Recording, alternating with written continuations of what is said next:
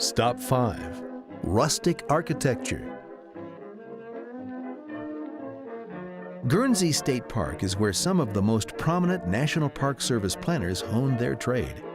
People like Conrad and Thomas Vint.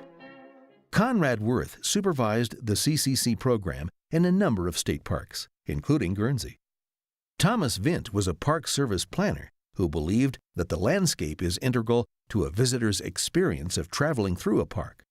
Together, these men were largely responsible for the rustic architectural movement, which developed during the Depression era.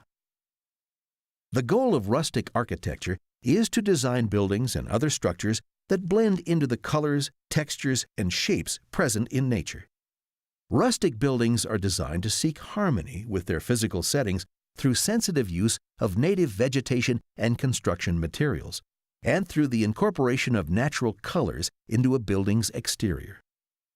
Rustic architecture conveys a general feeling that a structure was built by pioneer craftsmen.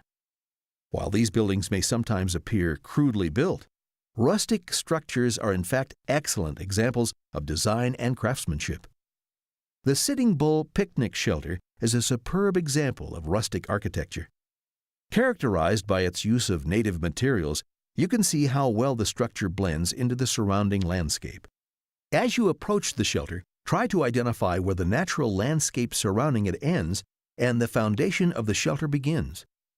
The Sitting Bull Shelter was one of Worth's favorite examples of rustic architecture.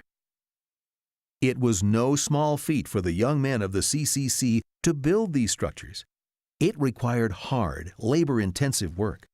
Enrollees graded building sites and shaped the large exterior stones using hand tools.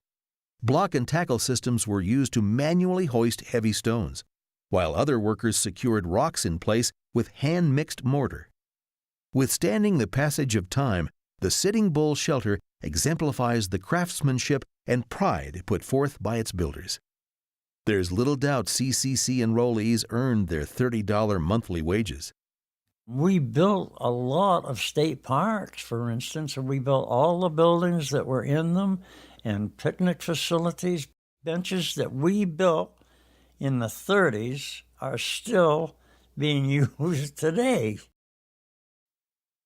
On your way to this stop, along Lakeshore Drive, you may have noticed another interesting rustic structure. It's a shelter covering a water fountain, constructed with massive pine logs. Looking at this elaborate shelter and the design of other structures throughout the park, you can imagine just how hard the young CCC enrollees worked during their stay at Guernsey.